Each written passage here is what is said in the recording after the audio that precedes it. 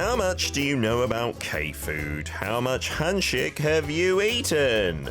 Ryan, where are you inviting us into? The world? We invite you into the world of Korean food, of course, including the history and culture of it. We'll introduce trendy foods and famous restaurants from time to time on Dish of the Day with Chef Ryan Phillips.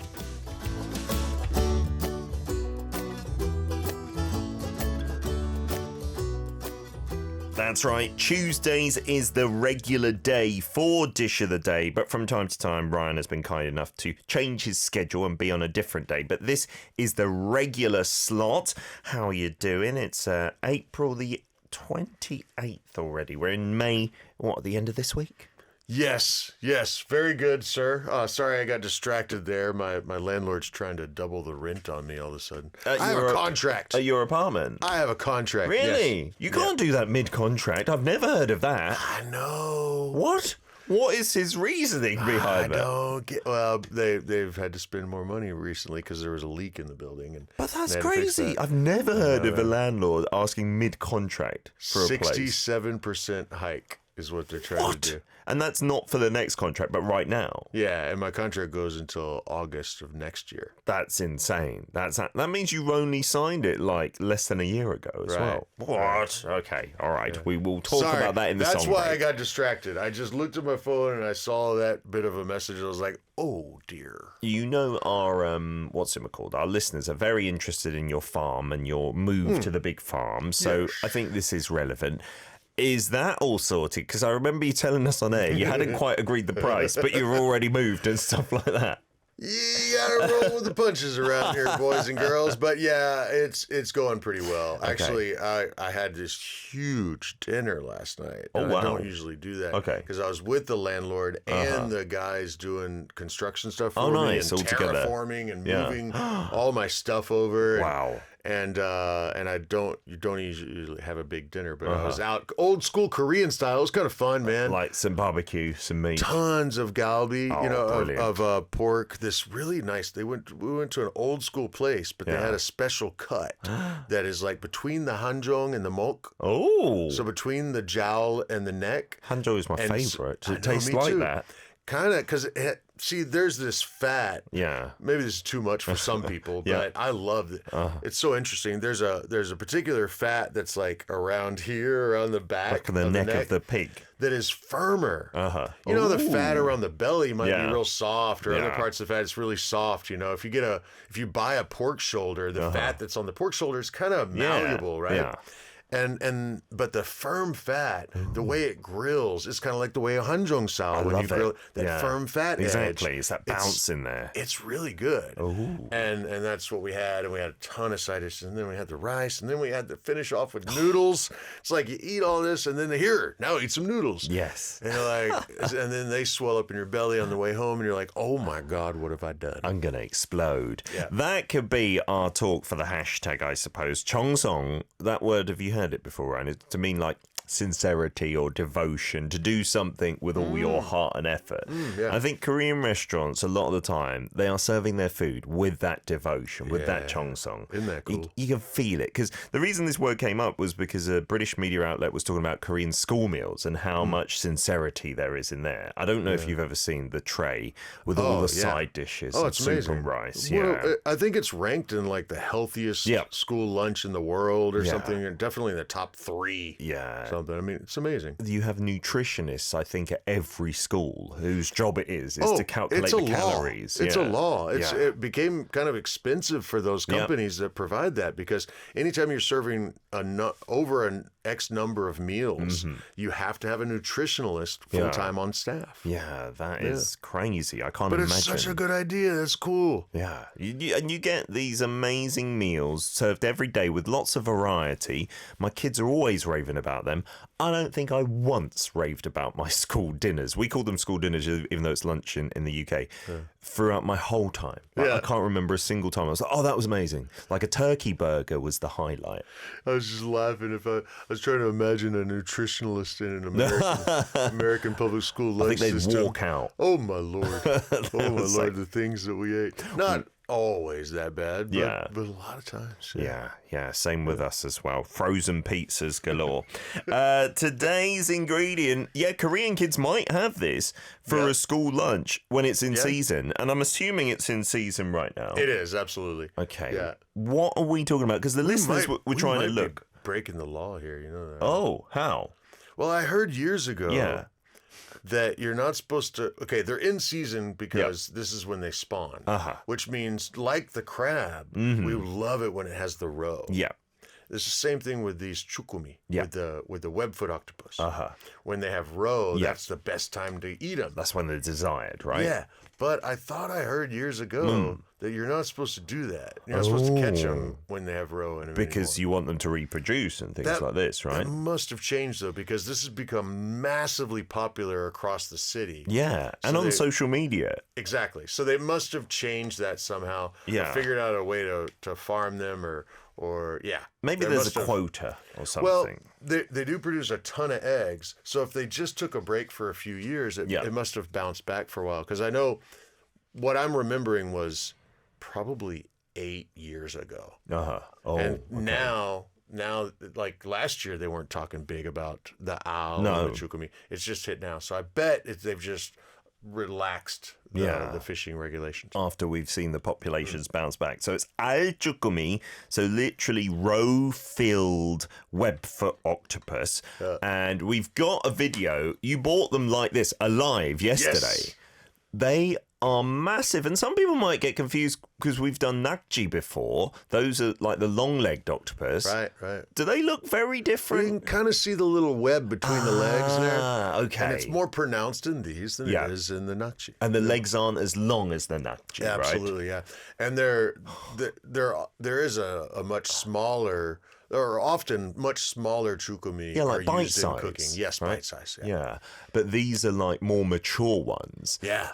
And these were, obviously live at the market, and it was about 35,000 won for a kilo, which gave you about 10 of these. Really? But I'm a old school customer, or danggol, as we say here, and so I got like 12 or 13. Oh, lovely. And so you cooked some up for lunch yesterday, Yeah, for my kitchen neighbors, All right, we got another video. And there's some other stuff in there. There's some bird clams on the top of the plate, and there's some clams and some scallops in there. Wow. You made a little sauce, a little dipping sauce. That's chojang, the same one that I brought in. It's just darker because it's homemade. Oh, that's chojang?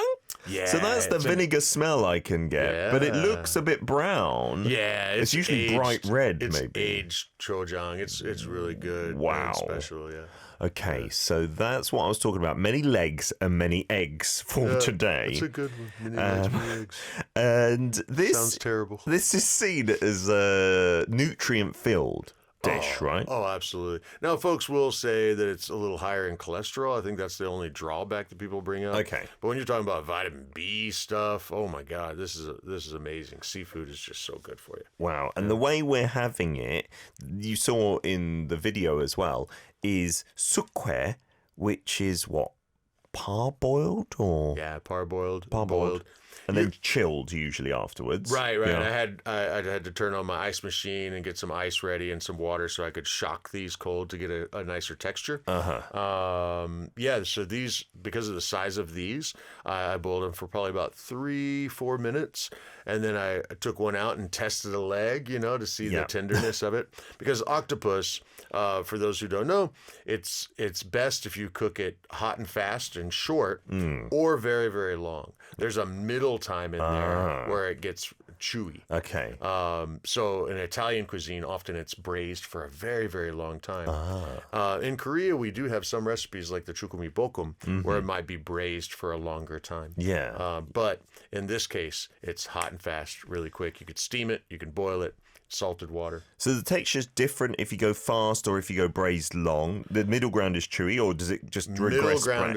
Middle ground is chewy, and then later it gets soft again. Okay. If you go for over an hour, or if you pressure cook it for like 20 minutes. Wow. And so that's also a common way to have jukkumi. Not so much the al-jukkumi, but the regular just webfoot octopus, the little ones, is like in a spicy sauce and marinade. Yeah, that's really good. Chukkumi bokum with some samgyeopsal mixed in there too. Oh yeah, you can have it. That's so weird for Western style to have pork belly with octopus, but trust me, guys, it's really good. Yeah, and some places now have this set pan that comes out, and it's got a couple of different cheeses around the edge. So you dip the spicy one in there. Too. That's so bizarre, really but delicious. It's good. It is so good.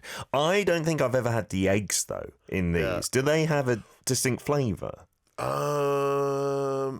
Obviously briny, creamy. Okay, because they look like little grains of rice. We'll show the people later. Yeah, when they're cooked, they really look like grains of rice. Yeah. When they're raw, and you can make like sushi out of it. People do this. Yeah. And it's really good. Oh. Because it's that creaminess. Yeah. But not for the faint of heart. You gotta be a little adventurous. Yeah. Now these, because I only cooked them for about 3 or 4 minutes, I don't know that they're going to be fully cooked raw. Oh, wow. Yeah, it might be a little slimy. Okay. We'll see when we cut into these. I'm looking forward to it. Yes, in part 2, we'll cut them open. We'll eat them in the studio. And don't forget, we want what's in your fridge. What are the ingredients that you have in your fridge? Do you have any octopus that Ryan can give you a recipe for as well? Do you eat octopus in your country? I'm curious. In the UK, squid was about as far as we went. I don't think you get octopus unless it was some kind of Mediterranean restaurant or something like that. It's intimidating. Yeah, it can be. Yeah. Here's Soran with Delivery. And we're back for part 2, Dish of the Day with Chef Ryan in the studio. We're talking about Roe-filled Webfoot Octopus today, or Al-jukkumi in Korean. A few messages coming in. Siska says, does octopus roe taste the same as squid roe? I don't think I've had squid roe before. I've never had squid roe. That's not a thing here, like al-ojinger. No. I've not heard of that. What does that taste like? They must have eggs, of course, to reproduce and whatnot. I saw a movie once where there was a giant squid and there's big eggs, and they look kind of the shape of the... Oh, really? The eggs were in the movie, not just a horror giant squid. Interesting. Matta says, I can see myself currying that and eating it with dal and rice. And do you need to do anything special when preparing it? Because it's live. Is there any like washing or anything like that? Well, when you do the stir fry version, maybe, you might wash it with some coarse salt in your hand, But when you're boiling them, not really, man. You don't really have to do that. And you just put it in live, right? Oh, yeah.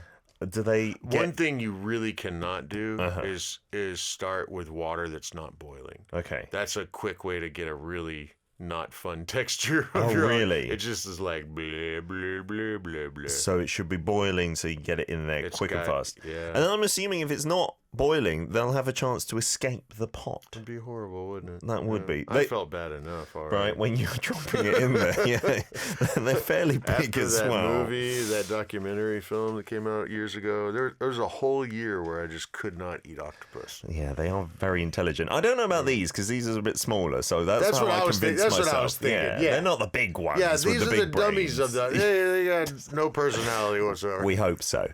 TQ says, it looks yummy, and I haven't eaten octopus for a while, but if raw, I'm assuming that octopus roe might be similar to sea urchin, songgao? Yeah, maybe. Yeah, I could see that. Definitely the creaminess is there. Yeah. All right, so we've got it on the screen. We'll get it up for you. Lord. So, can we cut this to try and show some of the eggs as well? Like, you're looking at them, there's the leg part, there's the body part. There's a distinct possibility that we're there's ink, isn't there? We're going to get ink all over the place here. Okay. Let's move.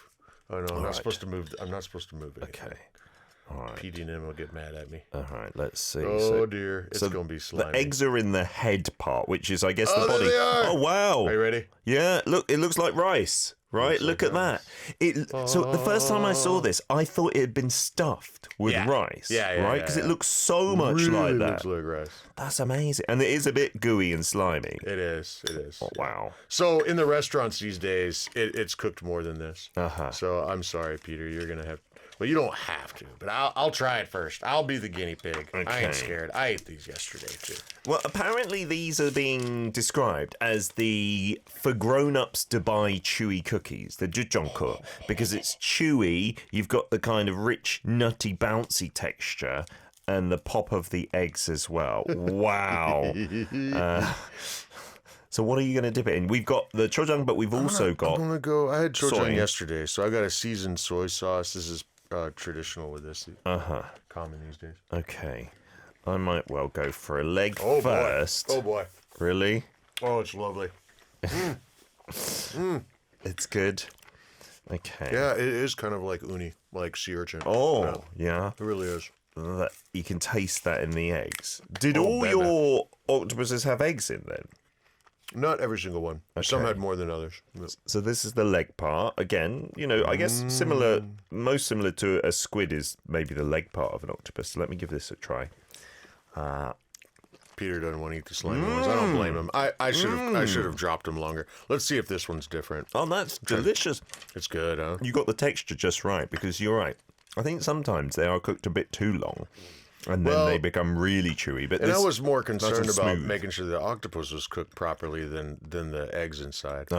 But yeah, this one's kind of the same. But that one's smaller. If you want to try it, All right, I will give it a try. it's got some squid ink on there too. Look at that. You can see the eggs there, which really does look, because they're a bit slimy, it looks like chook, right? Like Yeah, it does. porridge, rice porridge. Okay, so the soy sauce is lovely, by the way. Yeah, that is really simple. It's just soy, a little bit of water, a little bit of vinegar, a tiny bit of honey, sesame seeds, garlic, and minced scallion. It doesn't taste like too strong of anything. Oh, really? It's a little bit slimy. Okay. But- a lot of squid ink. There is a lot of squid ink, and that adds a kind of earthy flavour almost to it, I think. But it's not bad at all. Doesn't have a super strong flavor. No, no. It's got little pops in there. But there's that creaminess, that Yeah. And there's a little the way bit it of... kind of coats the back of your tongue a little bit. Like, Yeah. And it's slimy, but not in a bad way. Like, I didn't dislike that at all.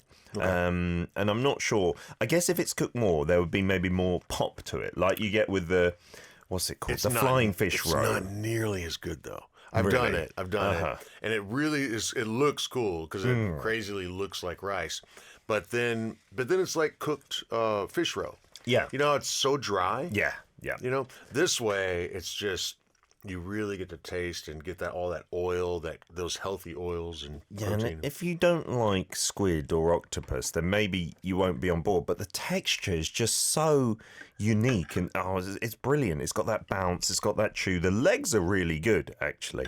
And when you don't have eggs in them, then the head is, you kind of empty it out, and you're just eating the chewy like flesh of it, right? When it's Right. not in this season.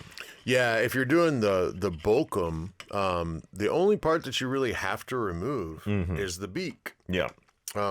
Yesterday, with my kitchen neighbors enjoying quite a few of these, we just took scissors and cut around the beak, but ate every single thing else. Yeah. Just like this, actually. The roe was about the same, of course. And I want to try the chojang because I'm not a chojang fan in general, but this is a kind of homemade version. So that's the chili pepper paste with the vinegar, right?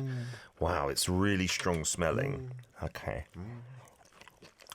Oh my goodness, it's so vinegary in a funky way, not in a normal chojang way at all. no, it's not as sweet, which I like, and Wow, it's got a lot of depth, and then the heat comes at the end. that really fizzes on your tongue, You and got then a little yeah. squid ink on your finger. I know. I'm hoping it's not on my clothes for today. I'm just really smart, but I don't think it is. I think it's fine. It was me when I was picking it up. Okay.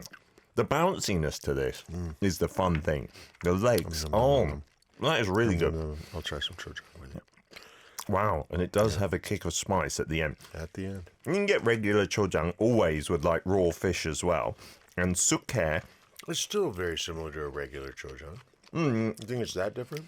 is very funky, the vinegar, in a good way. Like, in a, I don't know, like almost apple cider vinegary way. That's because that's what's in there. Okay. Tastes brilliant. And sukhoe is common with octopus in general. Like the big, I think it's called tolmuna, maybe the stone octopus is the translation, I think. Yeah. That was sukhoe, where you get it in big slices because the legs are big enough. Right. I love that. So good. You can make that with like seaweed wraps. Often with this as well as that one, you can have the minari, the water parsley as well. That's what I should have brought with this too. It would have made a pretty plate. No. So the minari would often be blanched really fast. I mean, we're talking just seconds. Yeah. And then shot cold to keep the bright color, and then served on the plate as well.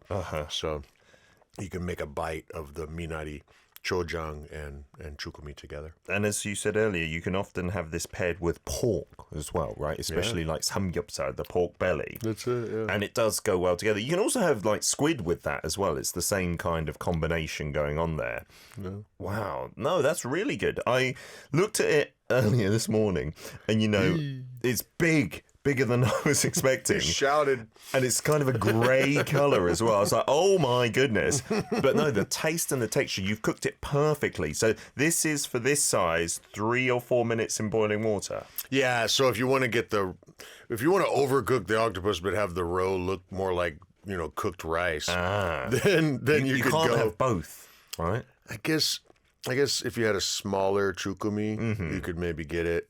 Or the other option, what could you do? Drop them in head first and keep the tentacles out for a minute? That's mean. It's not easy. I guess, if I would have gone another 2-3 minutes, then that would have been done, yeah.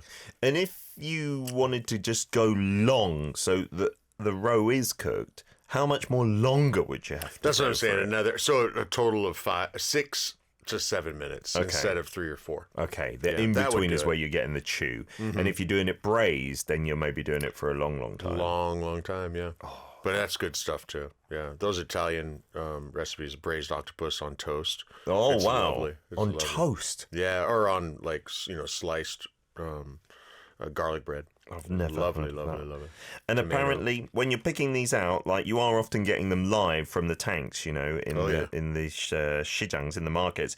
You're supposed to look for vivid, clear suckers and a deep brown body colour.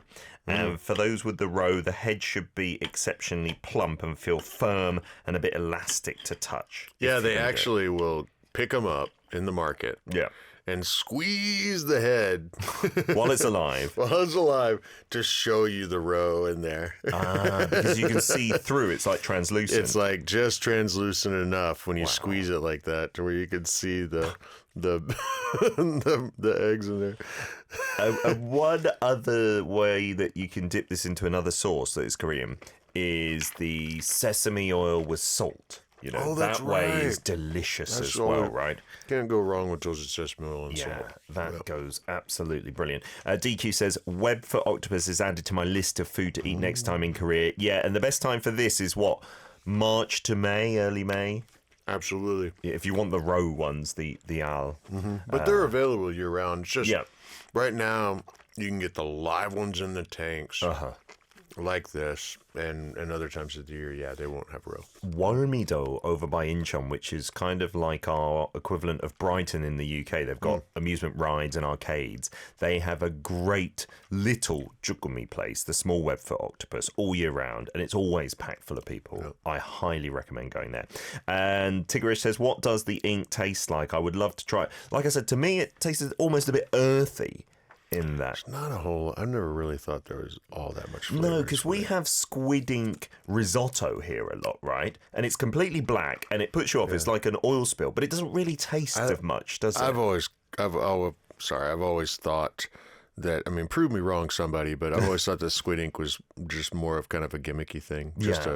You get squid ink bread here a lot as well. Pasta, squid ink risotto, squid ink bread. And it doesn't have much of a different flavour. And look, there's I wonder if we can get this on the camera just quickly. The translucent eggs there, right? You can see how they're actually see-through rather than white. And again, that is a different texture and different to what I've seen. Yeah, it does look like an oil spill on a plate now, doesn't it, with all that squidding? We'll be back in part 3 with what's in your fridge and reading out some more of your messages. Keep on sending in your ingredients. What do you have at home? Ryan will come up with some recipes on the fly. This is Lucy with Starlight. It's Dish of the Day. Chef Ryan's in the studio. We got adventurous with our roe-filled Webfoot octopus. That must be pretty high on the list of like Westerners' top wacky dishes to try in Korea, right? Oh yeah, I remember being at the market with Cisco and Sherry and getting some live nakji, and with toasted sesame oil. So we don't have this raw, as in alive, right? No, we don't do the jukkumi. Yeah. I wonder why. Because, texturally, it's kind of similar to the nakji, the long-legged octopus. That's exactly why, though. It's because when these are live, they don't have as firm of a texture as the nutty. Okay, so you don't have that bounce in them, which is rather pleasant. Unless you're squeamish about eating things that move in your mouth. But it does taste great with that sesame oil and salt again. That's how I like to have it. We're going to get into what's in your fridge. So we got a couple of listener submissions. You've still got time to send things in. Really, Ryan will do it on the fly if you tell me what's in your fridge. So Halciorino, he actually sent in a few photos of what you told him to make before. Obrigado, cara. This is awesome. Halciorino shared the gourmet beer roux sandwich. It looks amazing, man. I'm so glad that worked out for you.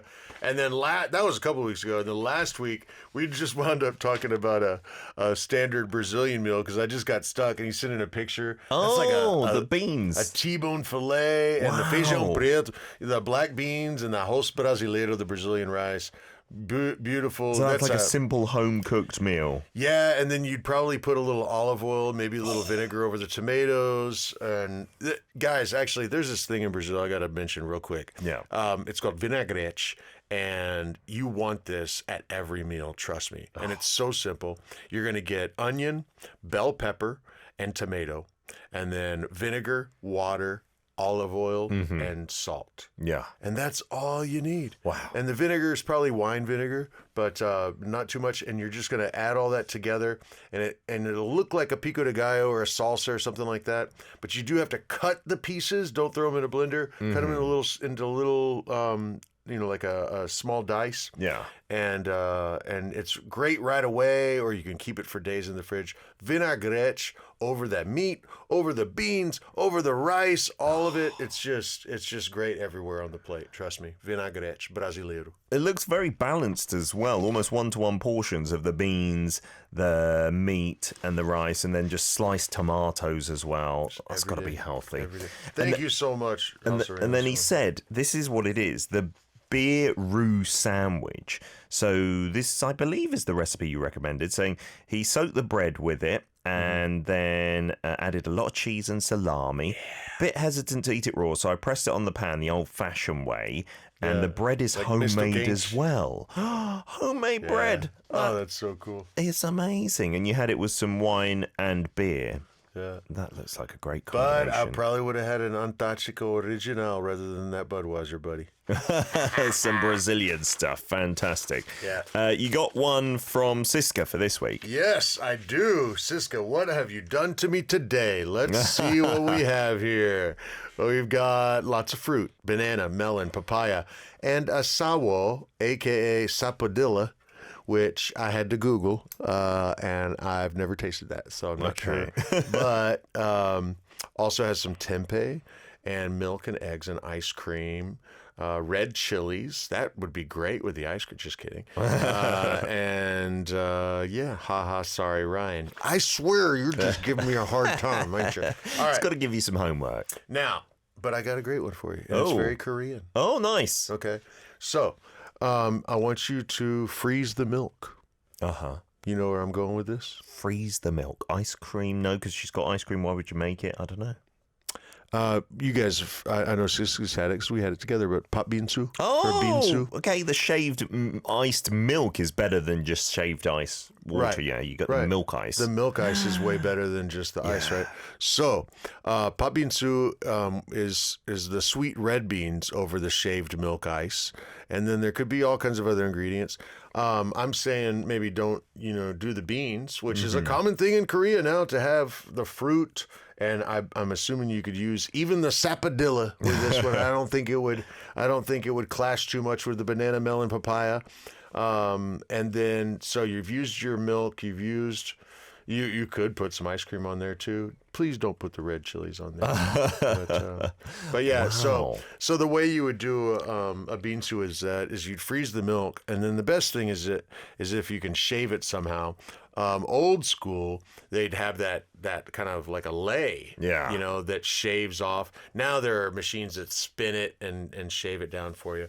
Or you could just kind of crush it as best you can, and then you crush up all your fruit, put that on top, and then sweetened condensed milk would be a lovely ingredient. I know you guys love sweetened condensed milk. It's hard not to love. Yeah. And we use that here on those pot bean stew dishes too. Yeah, these days they're a bit stingy with a tiny little amount in a little mini jug they give you. They got to cut their costs, Pricey I'm ingredient. sure. Pricey ingredient, DQ saying, what about chili chocolate? That's delicious. Yeah, it can be, right? Well, and when you go to Mexico, you got chilies on fruit all the time with some lime. Oh, okie dokie. And then House Urino just following up saying, for this week, I have a pack of farinha de trigo. Give me something and I'll try it. What about a Brazilian nega maluca? What is that? Okay, well, first of all, farinha de trigo, that's wheat flour. Oh. But not farinha de mandioca, farinha de trigo. Trigo's wheat, right? Okay. Okay. Well, there's a million ways we can go with that one, buddy. I guess but he's probably talking about the toasted one. See, what it is, guys, is with your rice and beans in Brazil, you'll often put a toasted. Normally, that one's made though with the yucca flour, or the mandioca, or the cassava flour. And it's not a small grind, it's a bigger grind. And it's toasted and mixed with some other ingredients, like maybe some little pieces of bacon or pork belly and egg and onion and things. And then that's shaken over things like feijoada, like the black beans with all the meats and the broth. And it kind of soaks up the broth, and so you can just put everything on a plate and eat with a spoon that way. So farinha de trigo, though, to me, that's wheat flour. So I'm wondering what type of wheat flour he's got. Well, he's saying, what about the Brazilian nega maluca? And I've looked that up, and that is a chocolate cake. Wow. That looks great with the chocolate sauce on it. Oh, like a sponge cake. Look how moist that looks. Yeah. I never liked cake growing up as a kid, but that I could get into. Yeah, for me, if it's too dry, no thank you. What we're looking at is a super moist-looking chocolate cake. Yeah. With like sprinkles on top as well. Almost runny icing. Yeah, that's what I'm talking about. Can you make that from some flour? Absolutely. You guys know cake recipes mainly, I'm sure. So wheat flour. Yeah. And we usually use a fine grain flour for cake. That's why it's called cake flour, right? And then you don't use yeast there, but you have to have some kind of leavening agent. Yeah. And that is usually done with baking soda or baking powder in minute amounts. Yeah. Also, egg will help it leaven because air gets trapped in the steam that's coming up, and that'll push up your cake as well. Because worst thing is to have like a hockey puck cake. Nobody likes that. More like a cookie or a biscuit, right? Yeah, and then plenty of sugar goes into your cake batter. Chocolate powder, I guess. Melted butter, Cacao. and then yes, cocoa powder. Absolutely, melted chocolate. Yeah, And then, maybe melt some chocolate over the top cake of it. that moist would have lots of egg and lots of butter. Okay. So your ratio of flour on those is probably. It's almost like 1 to 1 to 1 flour, egg, but 2 to 1 to 1. Okay, because I have tried some dessert recipes that call for butter, and when you make it yourself, you're like, this is so bad for you. Like, how can you eat that much butter? That's why restaurants exist, so that they can feed you the stuff that you're scared to make yourself. Yeah, like a whole block of butter. My daughter made cookies because she had an event today at school, and we had to buy another block of 250 gram butter because we run out, and we nearly put all of that in it, unsalted, so maybe it's a bit healthier. Cookies are all butter, buddy. It's crazy. It's a lot. crazy. But I guess that's why they taste so They're good. so good. And butter's not bad for you. Stay away from the margarine, though. Yeah, don't put that in, and it doesn't taste as good, does it? Ryan, thank you so much for coming in today. That was an interesting adventure that we went on with thanks everybody for sending in these lovely fridges. Get some better ingredients next time. Siska. We will see you again next week. Here is Ujin Young with I'll Leave It. Nokko 갈게.